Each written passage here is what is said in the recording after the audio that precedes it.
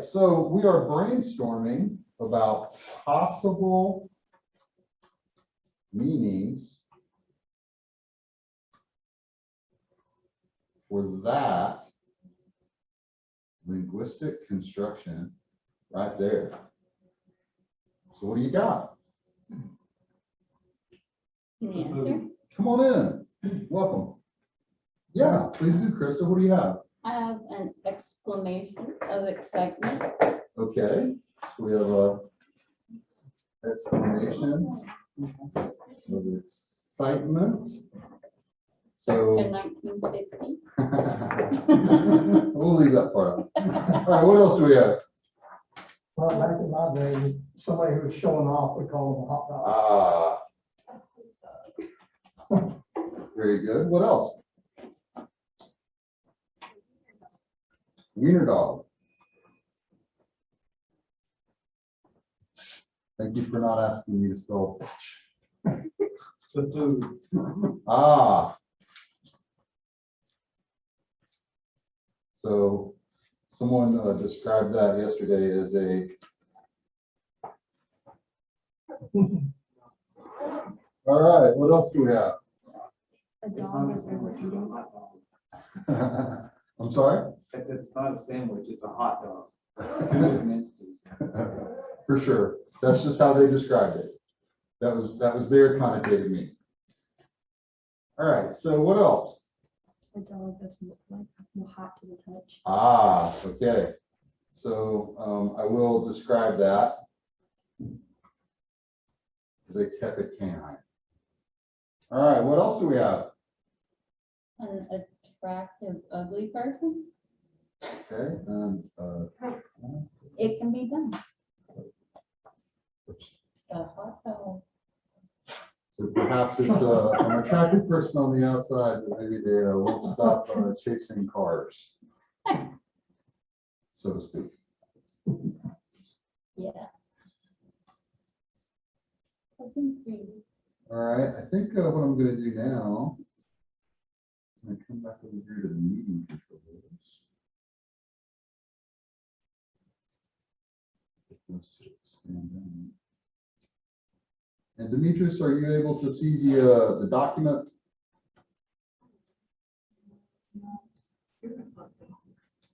Yes, I can. You are good. Okay, what else do we have? I will tell you that past sections, not necessarily any more or less creative than all of you, have come up with as many as 36 meanings. Wait, so we weren't going with the connect meetings, because I thought like Tom and Jerry, they could make a dog and attempt to make it look attractive. Okay, It would be a There's a hot so dog. is that like what, putting lipstick on a dog?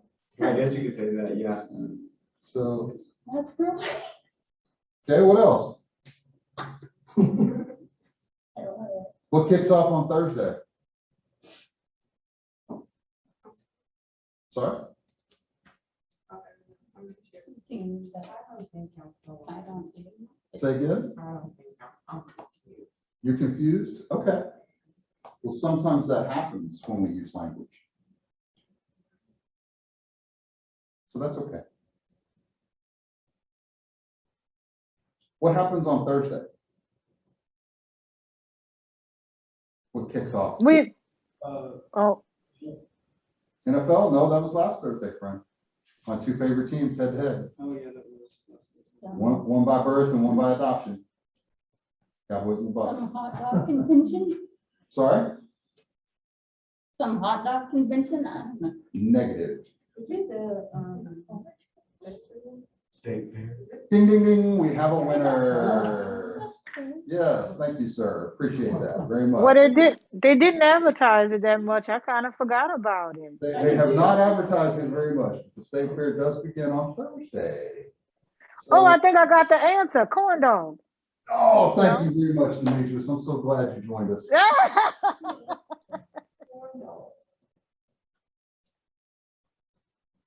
Got to have the state fair corn dog on the list. Got to. What else? Corn dog. I'm sorry? This is a little promiscuous, but corn dog. Corn dog. Thought about a DAWG, but decided against it. Yeah, 36, yeah. So what else you got? That's what brainstorming is, right? There's no wrong answers as long as it fits within the category, right? So the only censorship of the list is yourself. Then you have like where like you need someone or something like that, like a corn dog, hot dog, something along those lines, so physical contact. Okay. Can you explain that a little more? It's stupid. It's elementary school, to be honest with you. Okay, yeah. So like, if someone was walking down the hallway, you need them in the butt and be like, corn dog. You need them as hard as you can. So, okay, so let's say elementary school bullying. All right. Yeah, but it's universal. I understand. Well, it is what it is. I'm not saying that it's a specific or a global or, I mean, you know, it is what it is. All right, so what else do we have?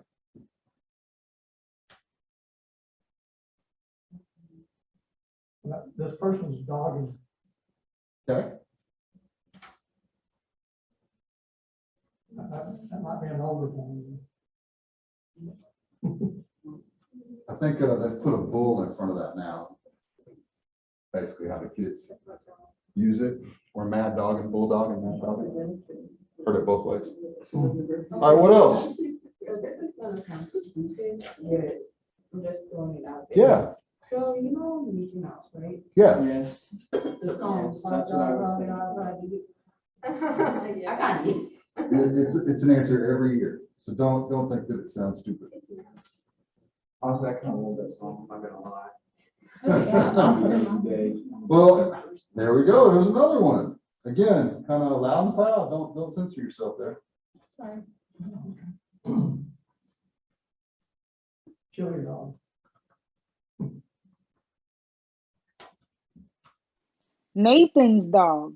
Ah, and what is that associated with? A wiener. A hot dog. Hot dog eating. What is that Japanese guy's name? Have y'all ever watched him do that for 3 minutes? I mean, it's insane. No, the challenge he had. It's like, oh my God, how did you do that? I'm sorry, what was that, Demetrius? I was saying the guy that stuffed all those wieners in his mouth. That didn't sound right, but. I'm not exactly sure how to record that in the document. Okay, I'm sorry. Replace it with hot dogs. I'm sorry, what? Replace it with hot dogs. All right, so another meme. What about Coney dog? Coney dog, yeah.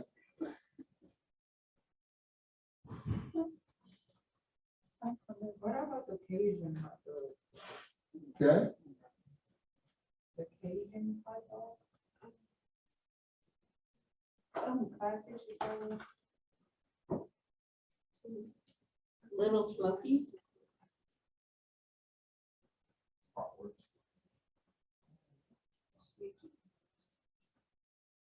Would you include like, just like the term baseball? Absolutely. Or even just sporting events in general? America?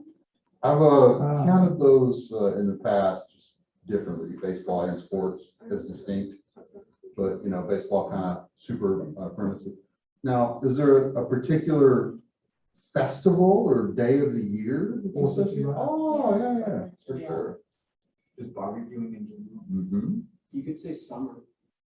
Yeah. full time.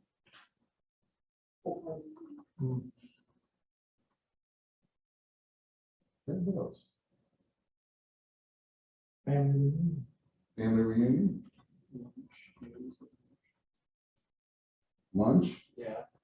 I didn't know if we said that. Eventually it does come up and somebody's like, man, I got one of those over at OnQ. I didn't have any breakfast. I'm sorry? I like tornadoes. One more time? I like the Onky tornadoes. Oh, okay, yeah. They're really good. a hot dog stand. Oh, you could say New York. Yeah, oh yeah. Now, is a on-cue tornado like a typo, by the way? No, she was just saying that she liked it. Could Okay, you say even like Germany, because they have like the, is it bratwurst or what, like it's where it comes from, the Franken? there we go. I can't say it, but I think it's Frank Furcher. You could say New York, like the hot dog stands in New York.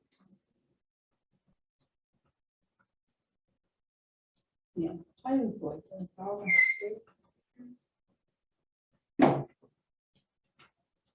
Mine reminds me of an inside joke that my friend and I had. If she was here, it would be the first thing she would think of. Good. So inside joke punchline. Okay, so it has a unique meaning that's shared between you and this other person that you have the inside joke with. Yeah. In fact, many folks in here might have a similar sort of association. So. All right. What else?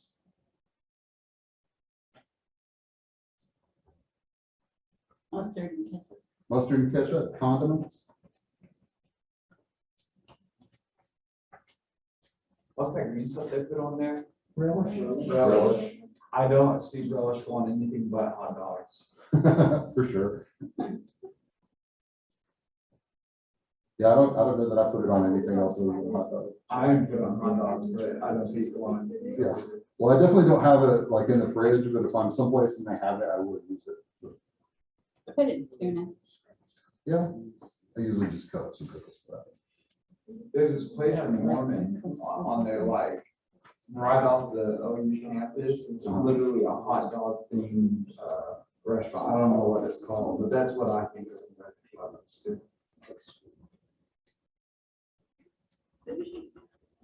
Okay, has there been any entertainment associated with this lately? Oh, sausage party. Circus. Dance called the hot dog. I don't know.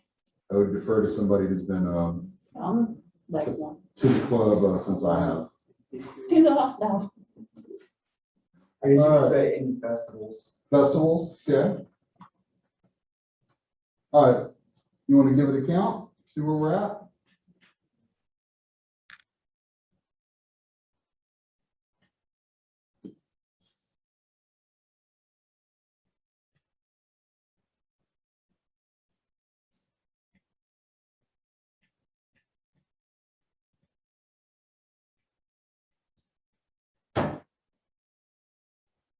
Ooh, you guys are at 37, What's your record? 36. Yeah. Oh, yeah, that's, I just Yeah, wanted to beat the record. yeah. Records are made to be broken. Wait, is So, it 37 or 36? I think it's 37. Okay, Did that's what I miscount? counted too. Okay, I thought it was 37. 37 I got. Yeah, that's what I had. Awesome. Good. Very, very well done. Congratulations, everyone. Give yourself a round of applause. Absolutely, Abby. Relish in your communal in-person accomplishment, right? Maybe been a while since you felt like you did something good with a team. So good on you. All right. So that's kind of the brainstorming component of this class. We always start our discussion of language off with a little bit of a conversation about hot dog. And you guys have an opportunity to put a couple of the key sort of components of the class together in action before we even really get into the theory of what we're looking at and what we're talking about today. So you just came up with 37, which is the record. Connotative meanings for the word hot dog, for that compound word hot dog. And you were able to come up with so many different meanings because you had so many different perspectives to bring to bear on that subject. You had a lot of different perspectives And you were able to foreground and background various different things and come up with 37 unique meanings for that phrase. When we have a dictionary definition of something, the dictionary definition of something is typically what we refer to as denotative meaning. Denotative meaning. So denotative meaning is essentially, what does it mean when you look it up in the dictionary? So if I was just kind of trying to look this up in the dictionary, what would this word mean? That is denotative meaning. Denotative meaning. What does the word mean when you associate it with something in your head? That is connotative meaning. Connotative meaning. So I think an easy way to remember those, how I kind of keep them straight in my head, is denotative is really closely associated with dictionary. They start with the same thing, start with the same letter. Connotative, if you think about like I don't know, like to know in Spanish, what is that?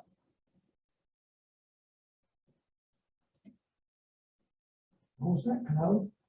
Say again? What you just saying? What is the phrase to know? Is it gosh, give me a hint here. Is it conozco?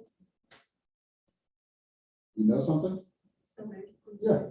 So it's really similar, like the Latin root, to what the Spanish is, right?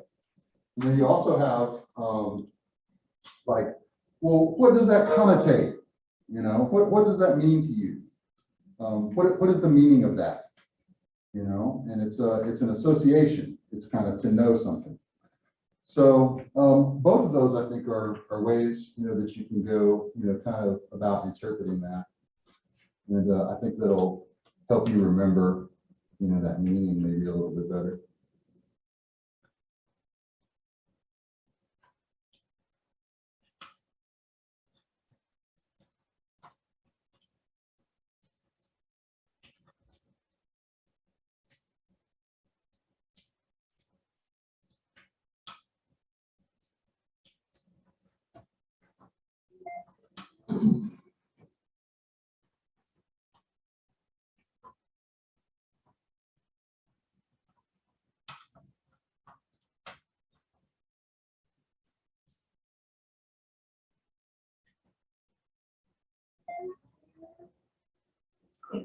So you have two different kinds of meaning. You've got the meaning that happens between your ears, and then you've got this dictionary kind of meaning. And in between all of those different types of meanings is where the potential for miscommunication happens. We miscommunicate with others because sometimes we're using the same exact words, but they just happen to mean different things to us. So never be afraid to stop and kind of tuss something out. What do you mean by that? Ask a follow-up question. Gosh, when you say that, this is kind of what I think. Is that, are we on the same page? Better to ask a follow-up question than be, confused or disappointed that you were not comprehended.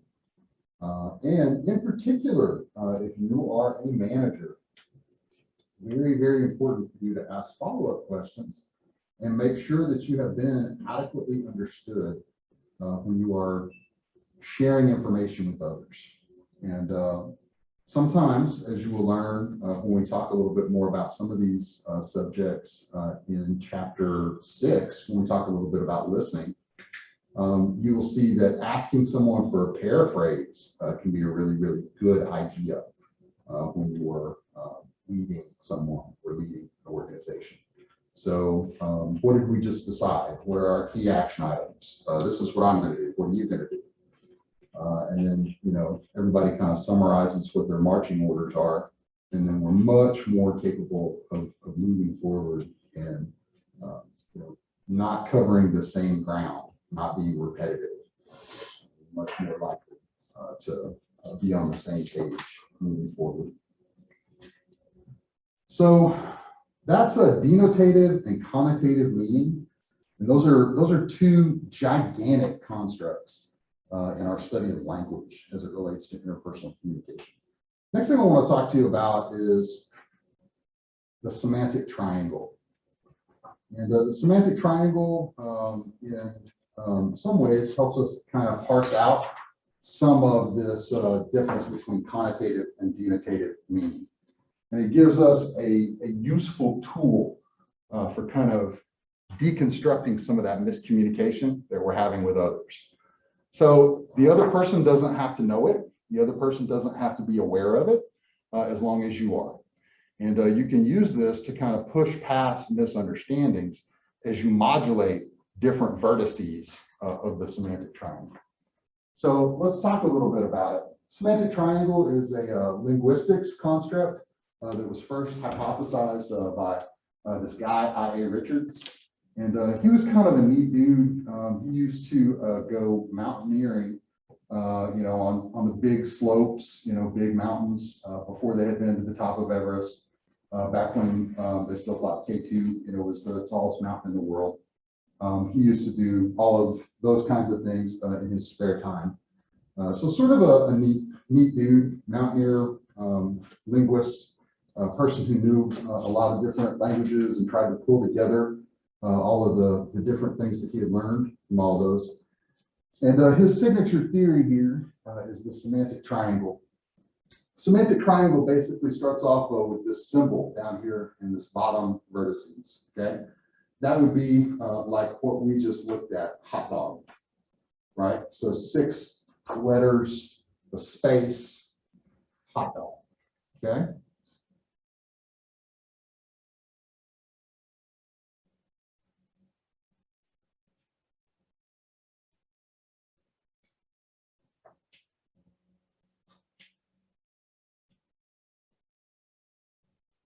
Occurred to me that I was maybe not sharing that.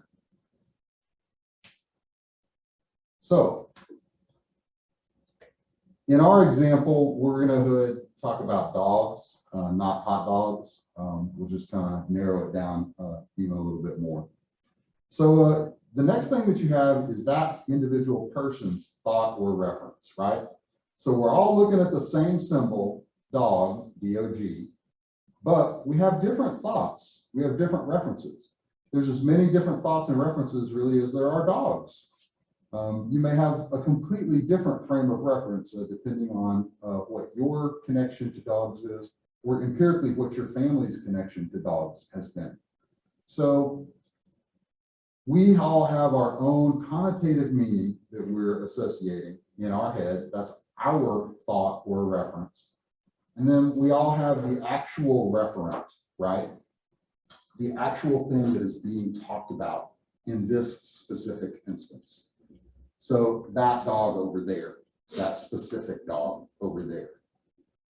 Not just kind of generic global, proto dog, right?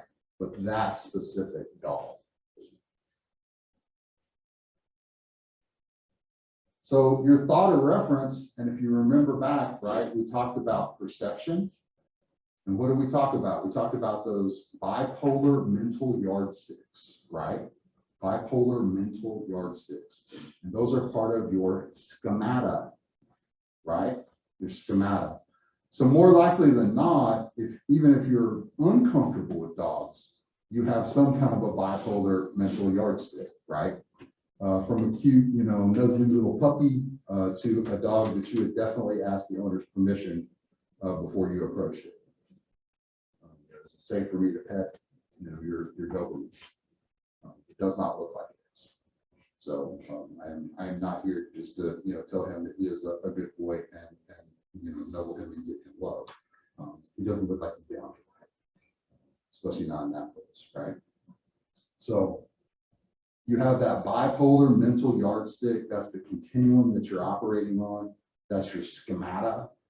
We talked about your schemata. Essentially, your schemata is like the operating system for your thoughts, right? It's the the stuff that you've been programmed with over the years. So if you got bit by a Doberman when you were a kid, maybe you have a different perception of a Doberman than somebody who has raised Dobermans their entire life and grew up around them and doesn't really fear them very much, right? So, but again, you've got that bipolar mental yardstick, and then probably your perception is going to be someplace in the middle of those two bipolar mental yardsticks. So your referent down here, your referent in this last vertices, that's almost always a denotative definition, right? Some type of a denotative definition. And for this particular situation, we've got dog. According to dictionary.com, it's a member of the species Canis familiaris. It's bred in many varieties. Any carnivore of the dog family, having prominent canine teeth and in the wild state, a long, slender muzzle, a deep-chested muscular body, a bushy tail, and large erect ears. So it is specifically a denotative definition, right? It's a denotative meaning. So your connotative meaning is going to be that scheme. It's going to be that bipolar mental yardstick. The denotative meaning is going to be what the dictionary definition of it is. So all of you will have a different connotative sort of meaning. All of you will have the same referent, unless there's confusion in your conversation. Hopefully you all have the same symbol, and you may even speak different languages, but you will go through the process of arriving at those same symbols. So think about that, right? You're translating something, into a completely, different language. You may have a completely different thought or reference associated with it. It may even be phrased, in a completely different way, right? There's countless examples of this. It's even more confusing when you get into nonverbal communication because that's less concrete, but more believable. So you've got that connotative meaning, you've got that denotative meaning, and that's essentially the semantic triangle.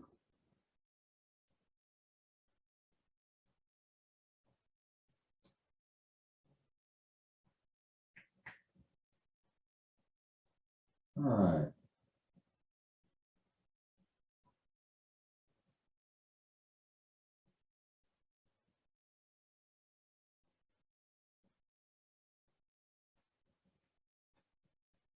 So language, much like nonverbal communication, is arbitrary, it's ambiguous, and it's abstract.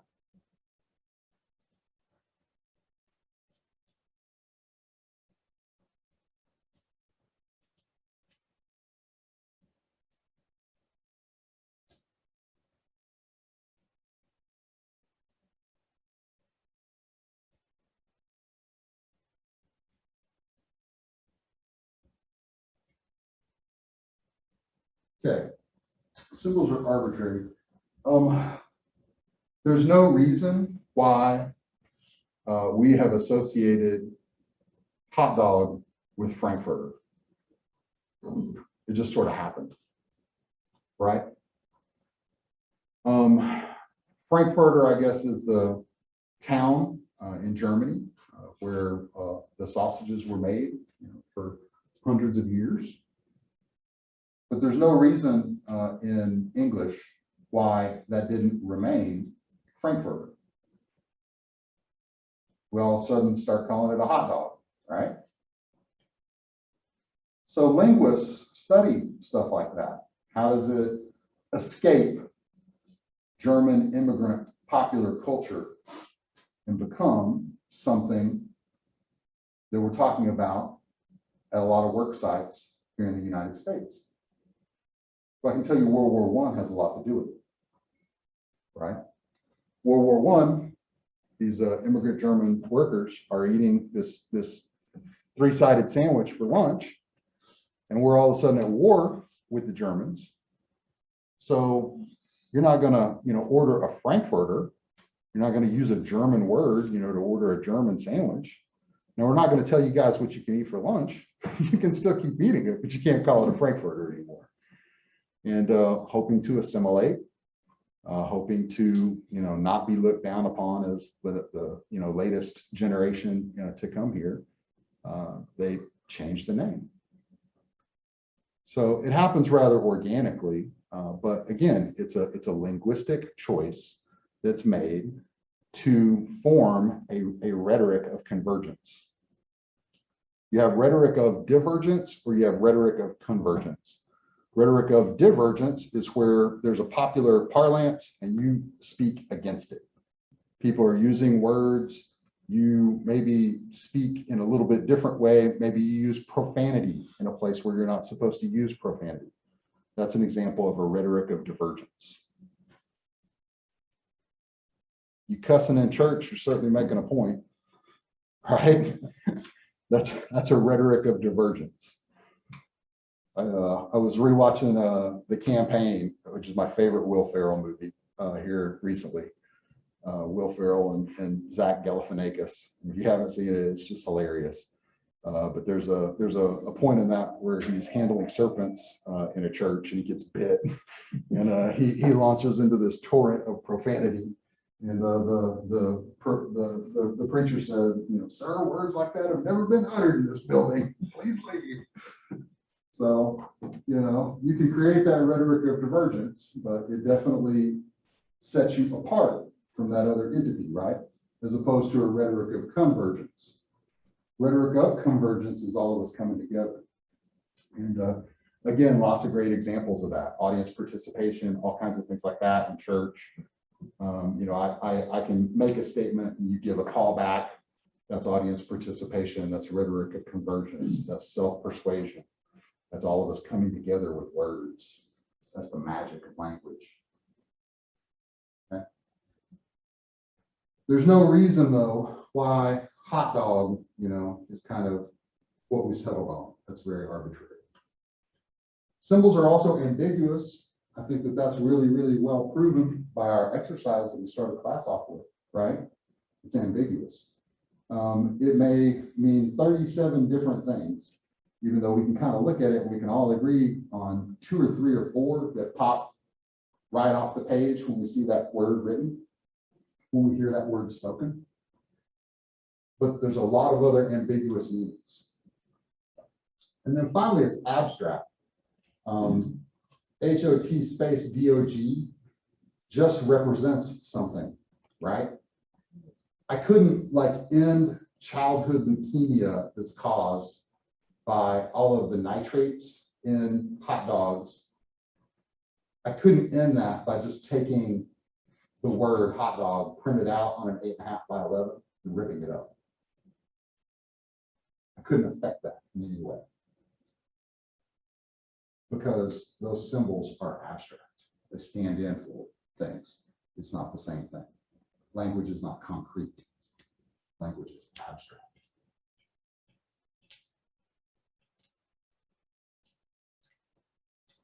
Language and culture reflect each other. And we kind of get some more insight into that in our story about the evolution of the Frankfurter into the hot dog. And that's because that language is not going to be something that gets reinforced by the culture. So the culture demands that the language be changed.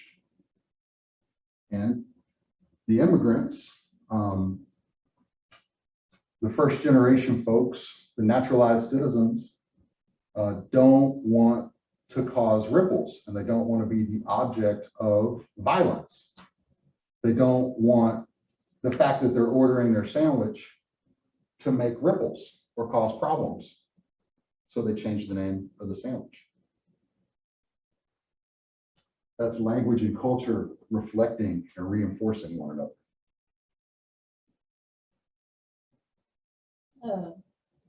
My great grandfather came over from Czechoslovakia. He changed his name to Miller because his last name was,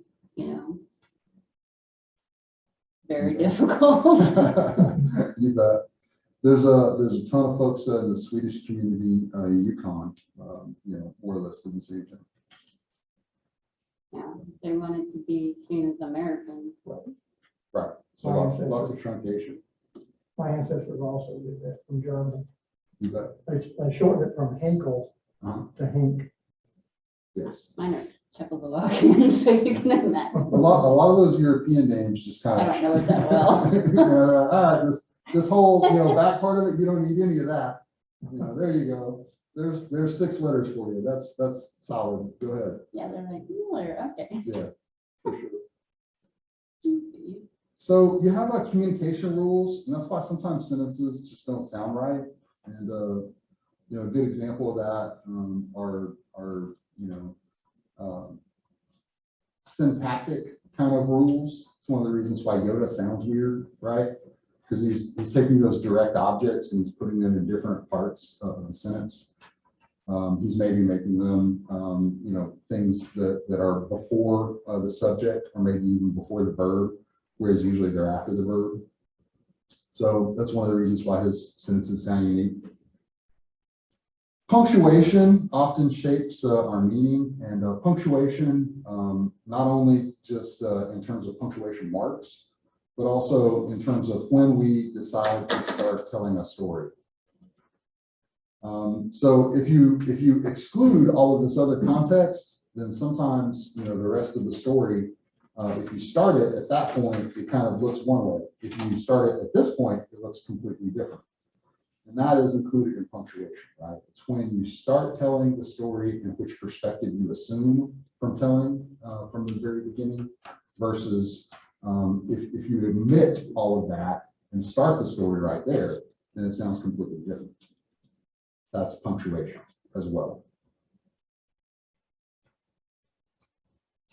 So language is symbolic, and we're going to talk a little bit about some of those different abilities that language gives us, and we've talked a little bit kind of about the power of language and the magic of language and the majesty of language. One of the reasons why it has such potent force is because it gives us the ability to define things. It gives us the ability to define things. And people who define things are powerful, period. If you set about to actively define something, that's an exertion of power. You define something simply by saying X is Y. Is a very powerful verb. Your writing instructors will tell you it's a weak verb, and in writing it frequently is. But in real life, it's a powerful verb. Language evaluates. Language evaluates. There's a value judgment, an evaluation in every sentence. In every sentence. You are transmitting values. The values are being transmitted to you in every sentence.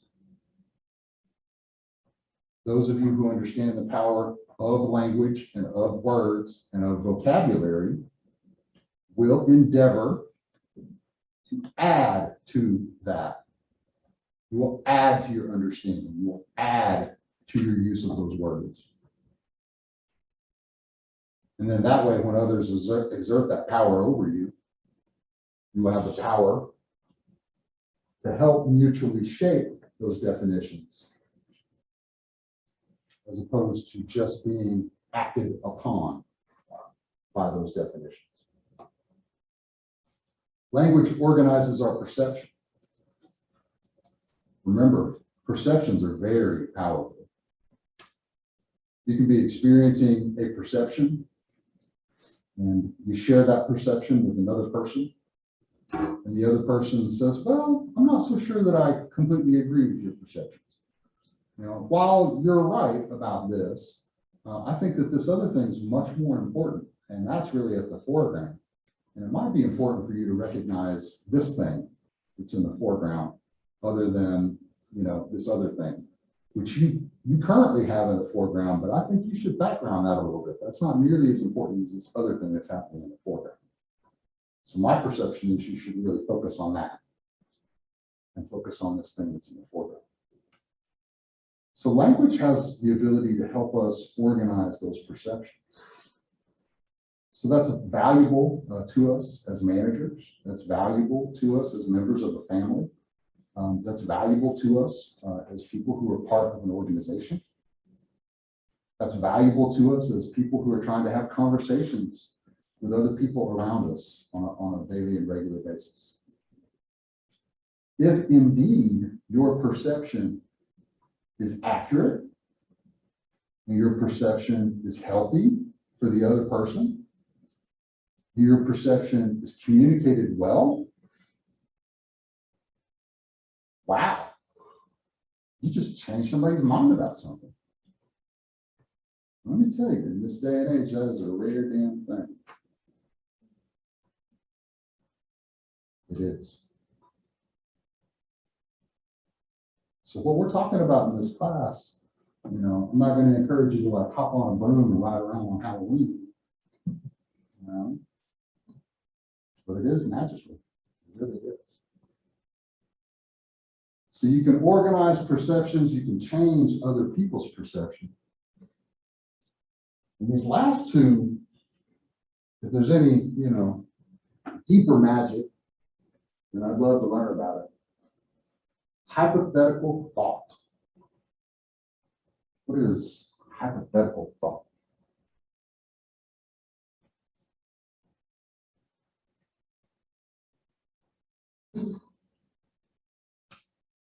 It's where,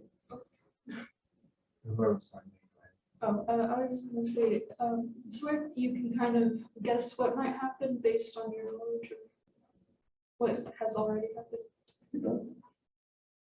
So you can literally predict possible outcomes in the future. Theoretically, if you have enough brain power and enough word power, you can predict most of the outcomes in most situations, if you're familiar enough with the context. Now, it's a lot of ifs, but that's hypothetical thought.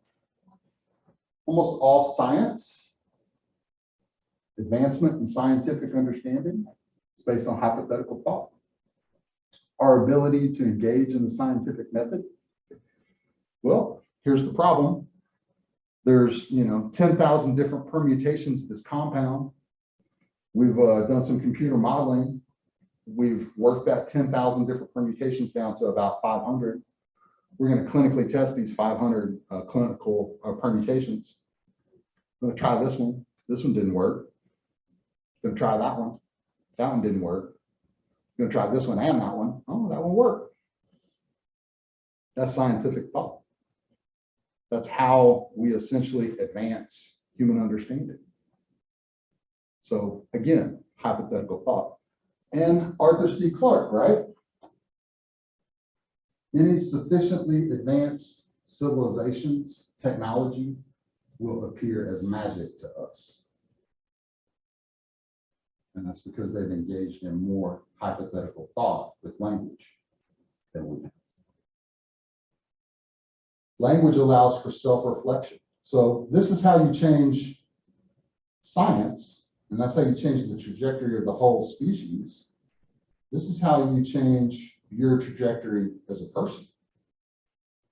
This is how you make sure that you are inviting good, healthy, nutritious things into your life versus inviting a bunch of stuff that's not good for you into your life. And that's through self-reflection. Anybody who's ever completed a degree, anyone who's ever successfully lost some weight with Weight Watchers, anybody who has raised children, anyone who has had a job and held a job down, has engaged in self-reflection. Self-reflection is kind of the corner of the room. We want to be happy. Sometimes folks are not troubled with a ton of self-reflection, and they are just happy as a clam, right? Some people are troubled with self-reflection and are able to engineer happiness for themselves as a result of language. Some of you have got some horrible, horrible self-talk. I can tell you, I've had horrible self-talk for a big portion of my life. It's been something I've been working on for about the last 10 years. When you make a mistake, how are you with yourself? Are you generous? Are you mean? I've been mean.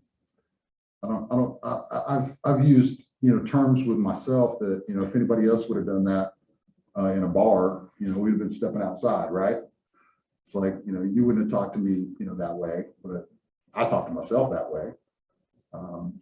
That's not good. You should be kinder to yourself. That self-talk is important. You should not be calling yourself dumb or clumsy or anything really negative. You might act dumb. You might make a dumb decision. You might have moved ungracefully, but those things are not character traits, right? And that's what I mean by self-talk.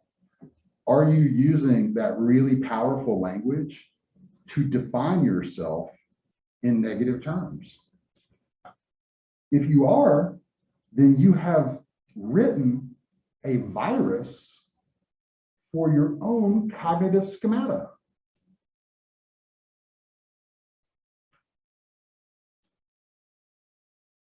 And you are the only hacker that can fix it.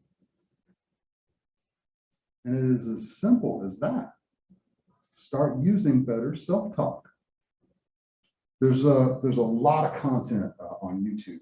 A lot of folks talking about self-talk on YouTube. Check some of that out. Language allows for self-reflection. And so these are things, and we all kind of talked about these, right? I sort of covered all of those, why language is magical or powerful. But here's what those symbolic abilities translate into: definition, evaluation, organization, hypothetical thought, and self-reflection.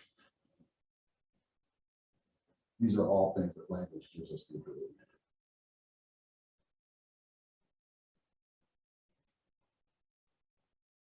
So a little bit more in depth about how it defines. We talked a little bit about how it can shape those perceptions, but it can also totalize. Totalize usually involves, in my experience, the words always and never. Always and never. I see a couple of you shaking your heads. You're nodding. You've had some experience with always and never. And that's a typically hard fought and hard won experience with always and never. Those of you who have not had as much experience with always and never, listen up. Always and never are toxic for relationships. They're toxic for relationships in both good and bad ways. No one is perfect. No one is always there. No one always lifts you up. No one never does anything good. No one, never empties the dishwasher. Right. Always and never are, in my opinion, the real profanities.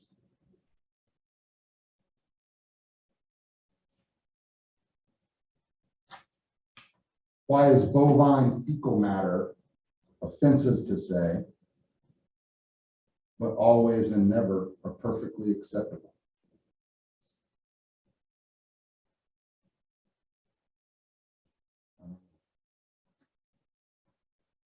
If I could, I would use the power of language to change your perception about always and never. Always and never. Toxic for your relationships. Not usually good to use. You notice I never said never. Okay. Definitely affects our relationships. We have Vedic communication, that's kind of greeting rituals. We'll talk a lot more about relationships throughout the course of the semester. It evaluates, again, back to those perceptions. Language is certainly loaded. All language evaluates, all language makes a statement. Almost all words have a valence. It's either positive or negative. If you're not sure, look it up. Thesaurus it out.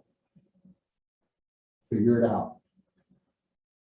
Because again, it's back to that power to define. Certainly allows for the degradation of others. Also allows for the picking up of others. It allows for the motivation of others as well.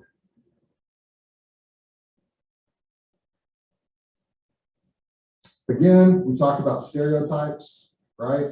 Your brain is the universe's most amazing supercomputer, but it takes a lot of energy to run. So it's looking to make shortcuts. Once it gets to a shortcut, then it can continue to use its massive amounts of visual processing ability to scan for threats or connections. But it's looking to get to a stereotype so it can run a script.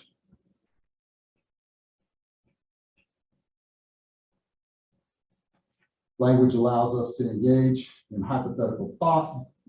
Language allows us to time travel.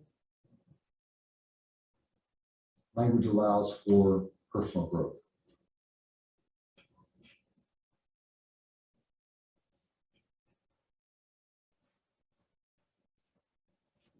Language communities are kind of interesting. Krista, you mentioned that you had an inside meeting with a friend for hot dog. That is a language community. The two of you share a unique meaning for this particular phrase, and that is norms. It's how you define that term, and the purpose that it serves, for the two of you is humor and connection. And it forms what sociologists would refer to as an in-group outreach. So you're able to, have that level of community with them based on speech.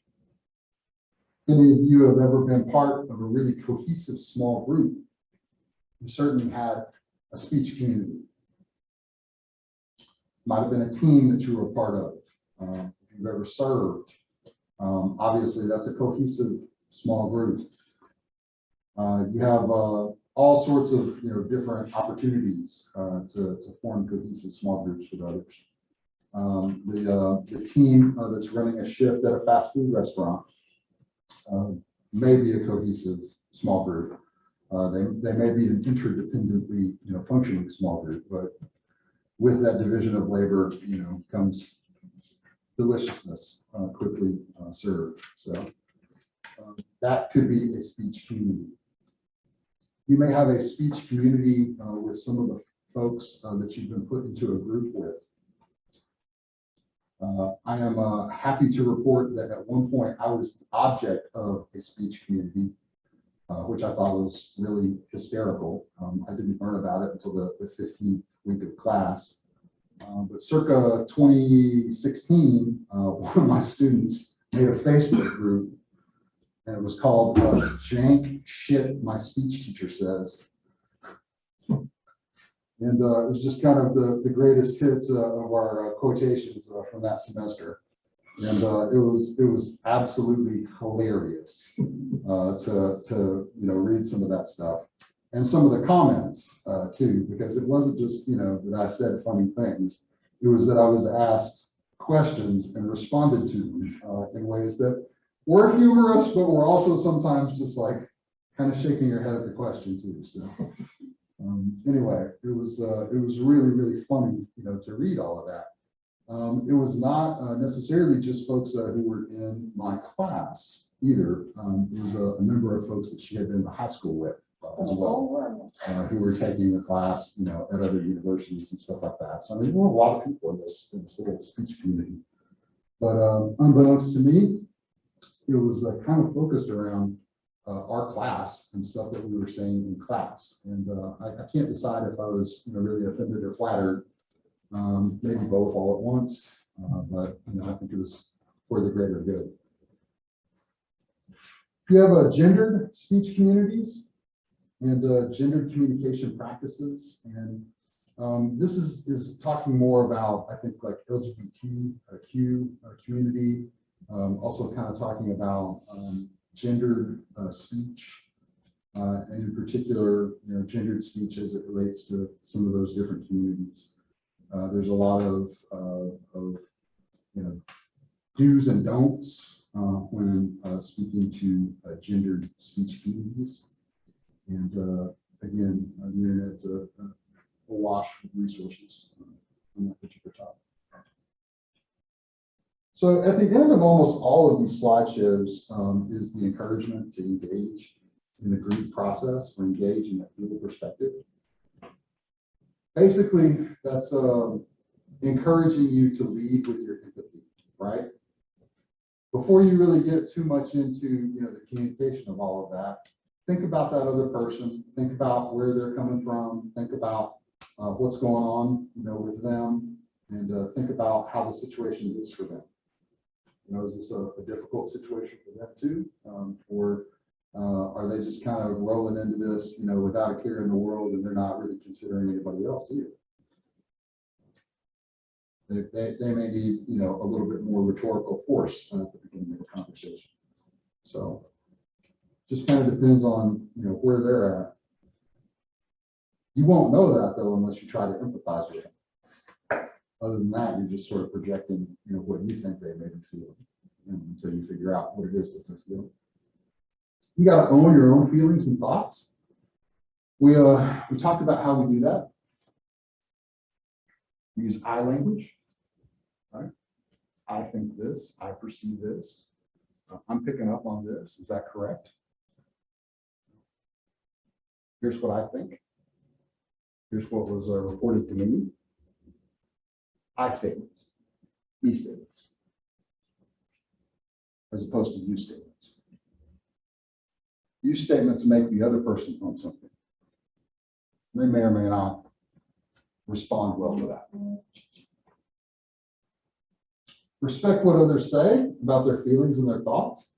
Just because you might not feel that way or think that way, and you don't really feel like they're thinking or feeling that way is rational. When they say that they think or feel that way, take them at their word.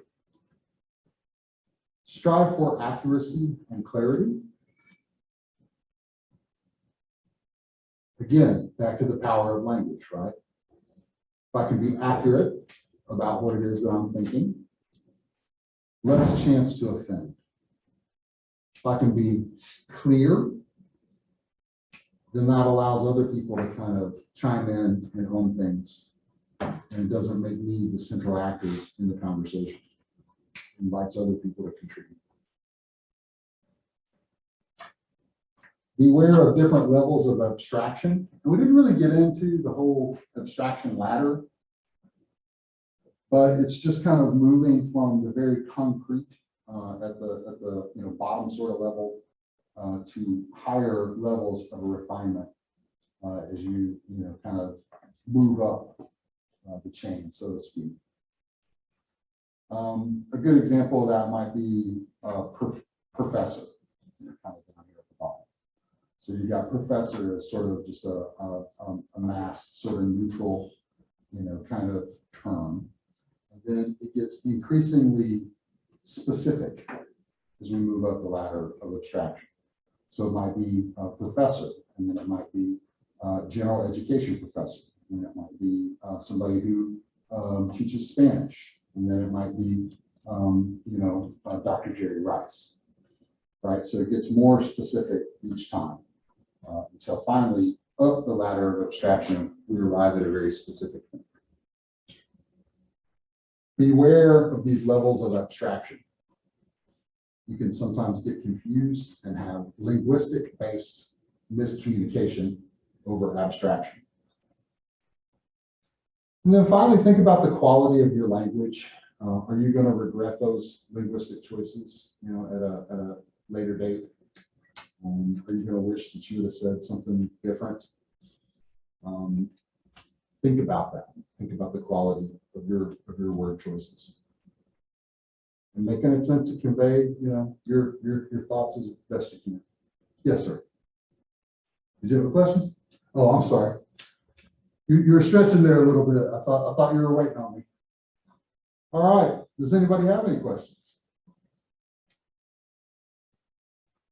Yes, I was looking at the schedule and I noticed that Anything, September. coming along. Can you hear me? If you have any questions, if you think of something, there's multiple ways to get in touch with me. Please just do reach out and get in touch and let me know what's going on. Let's just take a second and review our meeting schedule. So we got together today here in the LRC for our meeting, which is on 9/14. Okay, so we talked about words. Next week we will Zoom, and that will be our first week where we talk about nonverbal communication. And then our second week of nonverbal communication, we are back here, and we will be in 334 again for that second component of nonverbal communication. We'll talk a lot about a book called What Everybody is Saying on that second week when we get together for nonverbal communication again. I think you're really going to dig that class. The guy who wrote that book of What Everybody is Saying, his name is Joe Navarro, and he was an FBI agent for 25 years. And he did a ton of interrogations of people. So it's real life, when someone is confronted with something, or when someone is demonstrably telling the truth. This is how they respond. This is how they react. This is how they behave. And he took 25 years of that wisdom, and he began teaching nonverbal communication at I think it's St. Andrew's College in San Antonio. And he's a highly sought after speaker for all sorts of Fortune 500 companies, and he comes and talks about nonverbal communication. We're going to be talking about some of the insights gleaned from his book, which is called What Everybody is Saying. Are any of you poker players? He also has Joe Navarro teaches you how to read poker players at the poker table, which I am not a poker player, but some of my students in the past have gotten the book and they said, it's right on. So he teaches negotiation. He has all sorts of different ones that he does. So yes, sir. Please do. Please do. All right, and then we will be back after that, immediately after that, on 10/5 for